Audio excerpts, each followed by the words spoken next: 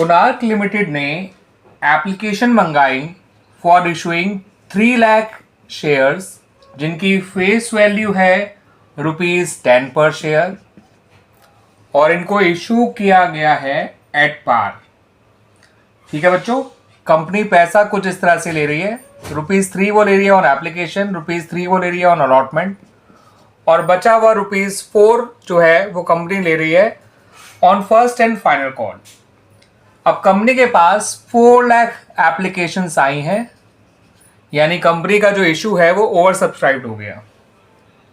अब कंपनी ने शेयर्स का अलॉटमेंट कुछ इस तरह से किया है, उसने 2,40,000 मांगने वालों को 2 लाख शेयर्स अलॉट किए। ठीक है बच्चों, 1,20,000 शेयर्स मांगने वालों को 80,000 शेयर्स अलॉट करे गए और जो रिमेनिंग एप्लीकेंट्स हैं वो निकल कर आएंगे बच्चों 40,000, क्योंकि 4 लाख में से 360 तो हो गया, बचे 40,000। इनको कंपनी ने 20,000 शेयर्स दे दिए। तो इस तरह से कंपनी ने प्रोराटा की ही 3 कैटेगरीज बना दी जिनको ये शेयर्स अलॉट करे गए हैं।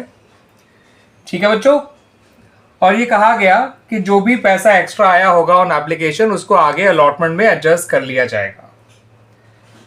फिर हमें ये बताया गया कि दिविज जो कि कैटेगरी 2 को बिलोंग करता है, दिविज एक शेयर होल्डर है और ये कैटेगरी 2 को बिलोंग करता है और इसने अप्लाई किया था फॉर 6,000 शेयर्स। इसने 6,000 शेयर्स के लिए अप्लाई किया था, ही अप्लाइड फॉर 6,000 शेयर्स। इसने जो है अलॉटमेंट और कॉल मनी नहीं दिया, ना इसने अलॉटमेंट दिया ना कॉल दिया, यानी इसने सिर्फ एप्लीकेशन मनी ही दिया था। फिर वहीं हमें एक और शेयर होल्डर के बारे में बताया गया जिसका नाम है फैजल। इसके हमें 10,000 शेयर्स अलॉटेड दे रखे हैं। ये कैटेगरी 1 को बिलोंग करता है और इसने अलॉटमेंट के टाइम पे ही फर्स्ट कॉल का पैसा भी दे दिया, यानी एक तरह से इसने एडवांस पे कर दिया अलॉटमेंट के टाइम पे ही फॉर फर्स्ट कॉल। ठीक है बच्चों, अब जो दिविज है उसके शेयर फॉरफीट कर लिए गए after the first and final call. ठीक है बच्चों, दिविज के शेयर फॉरफीट हो गए, फैजल ने तो बल्कि एडवांस दिया था, उसके शेयर फॉरफीट तो होने ही नहीं थे वैसे भी। और दिविज के जितने भी शेयर थे फॉरफीट किए गए थे उसमें से हाफ शेयर्स को ही रीइशू किया गया। उनको रीइशू किया गया एट ₹10 पर शेयर फुली पेड अप। ₹10 पर शेयर के हिसाब से उनको रीइशू किया गया फुली पेड अप मानते हुए। ठीक है बच्चों, ये है आपका क्वेश्चन और आपको इस क्वेश्चन से रिलेटेड जर्नल एंट्रीज बनानी है in the books of the company. ठीक है बच्चों, तो उन एंट्रीज को बनाने से पहले बच्चों कुछ वर्किंग आपको करनी है दिविज का अलॉटमेंट का कॉल्स एंड अरियर निकालने के लिए, जो बहुत जरूरी होता है। ठीक है बच्चों, हर वो व्यक्ति जिसको प्रो डाटा बेसिस पे शेयर्स अलॉट किए जाते हैं एंड आगे वो अगर अलॉटमेंट मनी नहीं दे पाता है तो उसके अलॉटमेंट का कॉल्स एंड अरियर निकालने के लिए ये स्टेप्स करने जरूरी होते हैं जो मैं करने जा रहा हूं। ठीक है बच्चों, तो बच्चों सबसे पहले आपको पता करना है कि दिविज को कितने शेयर अलॉट किए गए थे। ठीक है बच्चों, shares allotted to Divij. Divij जो है कैटेगरी 2 को बिलोंग करता था, जहां पर लोगों ने मांगे थे 1,20,000 शेयर्स, उन्हें मिले थे 80,000 शेयर्स। ठीक है बच्चों, तो दिविज के हमें शेयर्स अप्लाइड दे रखे हैं 6,000, उसके अलॉटेड शेयर निकालने हैं। तो एक्स निकालने के लिए आपको सिंपली 80,000 और 6,000 को मल्टीप्लाई करना है, इन दोनों को मल्टीप्लाई करना है। ठीक है, और 1,20,000 से डिवाइड करना है। सही है बच्चों, ये निकल के आ जाएगा 4,000। 80,000 इंटू 6,000 डिवाइड बाई 1,20,000 करिएगा। ठीक है बच्चों, ऐसे एक्स की वैल्यू निकल आती है। अगर हमें इसके अप्लाइड शेयर निकालने होते तो एक्स यहाँ रखते हैं, अलॉटेड शेयर यहाँ पे। ठीक है बच्चों, तो जिसका पेयर कंप्लीट हो रहा है वो ऊपर रखेंगे और जिसका पेयर कंप्लीट नहीं हो रहा उसे नीचे रखेंगे, यानी इससे एक्स की वैल्यू निकल आएगी। ठीक है बच्चों, फिर आपको अगला काम करना है, आपको ये जानना है कि इसने कितना पैसा एक्स्ट्रा दिया होगा ऑन एप्लीकेशन जो ट्रांसफर किया गया होगा on to share allotment account. Excess application money paid by Divij. उसने मांगे थे 6,000 शेयर्स, उसे मिले थे 4,000 शेयर्स और एप्लीकेशन मनी था ₹3 पर शेयर। तो उसका एक्सेस एप्लीकेशन मनी आ गया बच्चों ₹6,000। ठीक है बच्चों, अब उसका कॉल्स इन अरियर और अलॉटमेंट निकाल लीजिए। दिविज का अलॉटमेंट का अरियर निकालने के लिए इसके अलॉटेड शेयर्स पे अरियर निकालिएगा। एक तो ये बात ध्यान रखिएगा, 6,000 शेयर्स तो उसने मांगे थे, मिले थोड़ी थे उसको, है ना बच्चों। तो उसके अलॉटेड शेयर तो 4,000 है, इंटू ₹3 जो अलॉटमेंट का मनी है, और माइनस वो वाले 6,000 जो पहले से ही एक्स्ट्रा एप्लीकेशन मनी उसका आया हुआ था फॉर अलॉटमेंट। ठीक है बच्चों, उसके ₹6,000 पहले से ही आए हुए थे एप्लीकेशन से अलॉटमेंट की तरफ, तो उतना पैसा काट कर उसका अरियर निकालिएगा। यह आएगा ₹12,000 माइनस ₹6,000 यानी कि ₹6,000। इतनी चीज क्लियर हो गई बच्चों। अब रही बात calls in arrear on first and final call निकालने की, तो उसमें कोई दिक्कत नहीं आएगी, क्योंकि फर्स्ट एंड फाइनल कॉल में थोड़ी पैसा गया था एक्स्ट्रा एप्लीकेशन का, दिविज का। दिविज ने जो भी पैसा एक्स्ट्रा दिया था ऑन एप्लीकेशन वो अलॉटमेंट में शिफ्ट करा गया था। तो अलॉटमेंट का अरियर निकालते समय ये फालतू पैसा जो था वो माइनस कर दिया। अब फर्स्ट एंड फाइनल कॉल का अरियर तो वैसे ही निकालेंगे जैसे निकालना है। 4,000 शेयर उसके पास है, ₹4 की है फर्स्ट एंड फाइनल कॉल, तो ये हो गया इसका फर्स्ट एंड फाइनल कॉल का अरियर जो कि है ₹16,000। और रही बात कॉल्स इन एडवांस की जो फैजल ने दिया है, तो अलॉटमेंट के टाइम पे कंपनी को इतना पैसा एक्स्ट्रा मिलेगा, ₹4 के हिसाब से ₹40,000। ये वो पैसा है जो फैजल ने दे दिया था अलॉटमेंट के टाइम पे। तो इतनी वर्किंग काफ़ी है बच्चों। आइए अब अपनी हम जर्नल एंट्रीज बनाते चले जाते हैं। ठीक है बच्चों, तो बच्चों पहली एंट्री जो बनाई जाती है वो एप्लीकेशन मनी रिसीव करने की बनाई जाती है। एप्लीकेशन मनी रिसीव करने की जो एंट्री बनाई जाएगी वो जितनी एप्लीकेशन कंपनी के पास आई हैं उनसे बनाई जाएगी। एंट्री होगी bank account debit to shares application account. Total application आई है 4 लाख इंटू ₹3, ₹12 लाख से पहली एंट्री बनाई जाएगी। फिर जब आप इस पैसे को ट्रांसफर करेंगे टू शेयर कैपिटल, तो इस बात का ध्यान रखिएगा कि जो भी पैसा एक्स्ट्रा आया हुआ है, ठीक है बच्चों, उसको आपको रिफंड नहीं करना है, उसको आगे शेयर अलॉटमेंट अकाउंट में ट्रांसफर कर देना है। क्योंकि प्रोराटा कैटेगरी वालों का, चाहे कैटेगरी 1 हो, चाहे कैटेगरी 2 हो, चाहे कैटेगरी 3, जो भी पैसा एक्स्ट्रा आया हुआ होता है उसे आगे अलॉटमेंट में एडजस्ट कर दिया जाता है। हाँ, अलॉटमेंट में एडजस्ट करने के बाद भी बच जाए, जो कि बहुत रेयर होता है, तो रिफंड भी करना पड़ता है। ठीक है बच्चों, लेकिन ऐसा फिलहाल नहीं है, किसी का इतना पैसा एक्स्ट्रा नहीं आया हुआ जो रिफंड करना पड़े। कैपिटल में आप उतने ही शेयर का पैसा डालेंगे जितने इशू किए थे शेयर कंपनी ने, ना एक पैसा कम ना एक पैसा ज़्यादा। 3 लाख शेयर्स कंपनी ने इशू किए थे, उतने ही लोगों को उसने अलॉट किए होंगे, और जो एक्स्ट्रा ₹3 लाख है सभी प्रोराटा कैटेगरीज वालों का, वो आगे ट्रांसफर कर दिया गया towards sum due on allotment. आगे जाके ₹3 लाख अलॉटमेंट पे कम मिलेंगे क्योंकि उतने पहले से ही आए हुए हैं फ्रॉम एप्लीकेशन टू अलॉटमेंट। और साथ के साथ जब अलॉटमेंट की रिसीविंग की जाएगी तो दिविज का जो कॉल्स इन अरियर है वो भी आपको ध्यान रखना है, उसे भी कंसिडर करने के बाद ही आपको पता चलेगा कि नेट अमाउंट कितना रिसीव होगा कंपनी को at the time of allotment.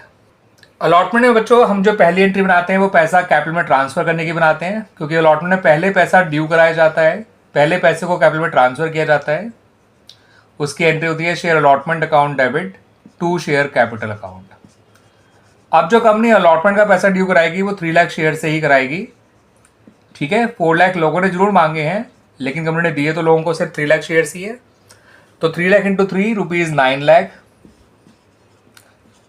ठीक है बच्चों, अब अलॉटमेंट की रिसीविंग की एंट्री को ढंग से समझिएगा। अलॉटमेंट की रिसीविंग की एंट्री में बैंक अकाउंट डेबिट होगा, calls in arrears account debit होगा। आप लोग इसका पूरा नाम लिखिएगा, इवन जो भी नाम है शॉर्ट में लिख रहा हूं उनको पूरा लिखिएगा। टू शेयर अलॉटमेंट अकाउंट लिखिएगा बच्चों, और to calls in advance account भी लिखिएगा। फैजल का जो एडवांस आया हुआ था फॉर द फर्स्ट कॉल वो उसने अलॉटमेंट के टाइम पे दे दिया था। उसके पास थे 10,000 शेयर्स, ₹4 का फर्स्ट एंड फाइनल कॉल है, तो ₹40,000 तो कंपनी को एडवांस के तौर पे मिले थे at the time of receiving the allotment. और अलॉटमेंट में 9 लाख में से 3 लाख हमने एप्लीकेशन से अलॉटमेंट में ट्रांसफ़र करे थे, तो 9 लाख में से 3 लाख हटा दीजिए तो 6 लाख यहाँ आ जाएगा। 6000 जो कॉल्स इन अरियर है दिविज का, आप देख सकते हैं जो वर्किंग नोट से मैंने निकाला था, उसके अप्लाइड शेयर निकालने के बाद एक्सेस एप्लीकेशन में निकालने के बाद उसका अलॉटमेंट का अरियर निकाला था मैंने, है ना बच्चों। तो यहाँ आ जाएगा 6,34,000। तो टोटल पैसा जो कंपनी को अलॉटमेंट के टाइम पे रिसीव हुआ है वो ₹6,34,000 है, जिसमें से 5,94,000 तो अलॉटमेंट के होंगे, 6 लाख माइनस 6,000, और 40,000 जो है वो एडवांस है जो फर्स्ट कॉल के लिए मिला हुआ है। आइए अब कर लेते हैं आखिरी कॉल, क्योंकि इसके बाद ही फॉरवर्ड किए गए हैं दिविज के शेयर। जब कंपनी आखिरी कॉल मांगेगी तो उसमें भी पहले first and final call account को जो है वो डेबिट किया जाएगा, ठीक है। वो पैसा ड्यू करा जाता है, फिर उसको रिसीव किया जाता है। तो ड्यू कराते वक्त ना अरियर के बारे में बात करिएगा ना एडवांस के बारे में बच्चों। 3 लाख शेयर्स हैं, फाइनल कॉल ₹4 पर शेयर है, तो 3 लाख इंटू 4 होता है बच्चों ₹12 लाख। तो ये एंट्री 12 लाख से बनाई जाएगी। अब इसकी रिसीविंग की एंट्री समझिएगा बच्चों, जो फर्स्ट एंड फाइनल कॉल की रिसीविंग होगी।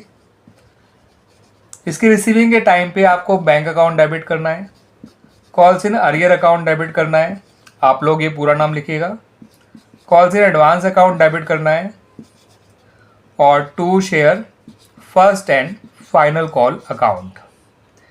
यहाँ तो 12 लाख ही लिखिएगा। एडवांस के जो 40,000 आए थे अलॉटमेंट की रिसीविंग के टाइम पे वो डेबिट कर दीजिए।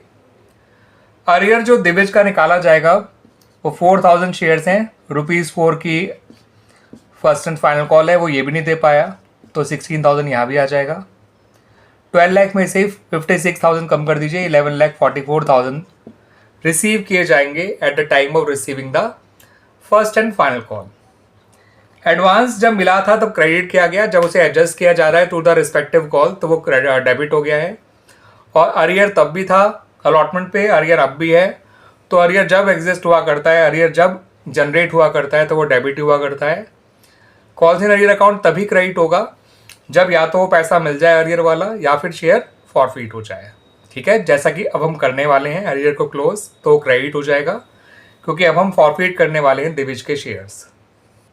तो बच्चों जब दिविज के शेयर फॉरफिट करेंगे तो शेयर कैपिटल अकाउंट को डेबिट किया जाएगा, क्योंकि जब शेयर फॉरफिट किए जाते हैं तो उस कंसर्न पर्सन के शेयर फॉरफिट करने की वजह से उसके शेयर की कॉल्ड अप जितनी वैल्यू से शेयर रिड्यूस हो जाता है शेयर कैपिटल, दैट्स वाई उसे डेबिट करना पड़ता है। और शेयर फॉरफिट करने पे जो कॉल्स इन अरियर अकाउंट है वो क्रेडिट कर दिया जाता है, और जो पैसा ये डिफॉल्टर दे चुका है कंपनी को वो उसे लौटाया नहीं जाता, उसे कंपनी एक फॉरफिट शेयर अकाउंट में ट्रांसफ़र कर देती है शेयर कैपिटल अकाउंट से निकाल कर। तो शेयर कैपिटल अकाउंट में तो आएगा बच्चों जितने दिविज के शेयर हैं 4,000 इंटू 10 40,000, क्योंकि दिविज का entire face value company call कर चुकी है उसके शेयर्स पे, तो 4,000 इंटू 10 तो आएगा शेयर कैपिटल में। कॉल्स इन अरियर में इस तरह से लिखिएगा, 6,000 उसका कॉल्स इन अरियर था अलॉटमेंट का, 16,000 उसका कॉल्स इन अरियर है फर्स्ट एंड फाइनल कॉल का, और बैलेंसिंग फिगर यहाँ आ जाएगा 18,000 उसका फॉरफिट किया हो पैसा। ठीक है बच्चों, इतना क्लियर हो गया। अब दिविज के जो टोटल शेयर्स हैं उनमें से केवल आधे शेयर्स ही रीइश्यू किए गए थे बाय द कंपनी, जैसा कि क्वेश्चन में बताया गया था। और उनको कैसे रीइश्यू किया गया था ये भी समझ लीजिए। इनको ₹10 पर शेयर रीइश्यू किया गया था फुली पेड अप मानते हुए। तो इसका मतलब ये शेयर्स पार पे रीइश्यू हुए हैं। क्यों पार पे रीइश्यू हुए हैं? फुली पेड अप माना है तो कैपिटल में तो आपको ₹10 पर शेयर ही क्रेडिट करना है, और रीइश्यू भी ₹10 पर शेयर किया है। 2,000 शेयर्स को किया है क्योंकि क्वेश्चन में कह रखा है कि कंपनी ने फॉरफिट तो करे थे 4,000 शेयर्स, मगर रीइश्यू करे हैं उनके केवल आधे शेयर्स। और याद रखिएगा दिविज ने 6,000 शेयर के लिए अप्लाई किया था, उसको अलॉट किए गए थे 4,000 शेयर, जो मैंने सबसे पहले आपको निकाल के दिखाया था बच्चों। तो यहाँ 20,000 आ जाएगा, यहाँ भी 20,000 आ जाएगा। अब दिविज के शेयर्स को रीइश्यू करने पे कंपनी को कितना गेन हुआ है, आइए gain on reissue of forfeit share निकाल लेते हैं। तो बच्चों कंपनी को जो दिविज के शेयर्स पे पैसा मिला हुआ था वो 18,000 था जब दिविज के शेयर फॉरफिट करे गए थे। ठीक है बच्चों, आप देख सकते हैं जब दिविज के शेयर फॉरफिट किए गए थे तो फॉरफिट शेयर अकाउंट में हमने ₹18,000 क्रेडिट किया था, है ना बच्चों, और वो 4,000 शेयर्स का पैसा था। तो इससे हमें एक शेयर का मिला हुआ पैसा पता चल जाएगा कि एक शेयर का फॉरवर्ड अमाउंट कितना है ना बच्चों। ऐसे ऐसे कितने शेयर इशू करे गए बाय द कंपनी? 2000। तो ये 2000 शेयर्स का फॉरफिट अमाउंट निकल जाएगा। ऐसा मैं इसलिए कर रहा हूं बच्चों क्योंकि गेन उतने ही शेयर पे निकाला जाता है जितने शेयर रीइशू करे गए हैं। तो आपको पहले पता करना होगा कि इन 2000 शेयर्स का फॉरफिटेड अमाउंट कितना है। 4000 शेयर्स का फॉरफिट अमाउंट 18,000 था, तो 2000 शेयर्स का फॉरफिट अमाउंट कितना है, जो कि निकल के आ जाएगा ₹9,000, है ना बच्चों। फिर इनके रीइशू पे अगर कोई डिस्काउंट दिया गया है from the forfeit share account, वो माइनस कर दिया जाएगा।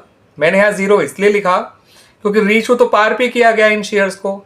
जब ये शेयर्स पार पे रीइशू करे गए हैं, इसका मतलब होता है कि इनके रीइशू पे कोई डिस्काउंट दिया ही नहीं गया, दैट्स वाई।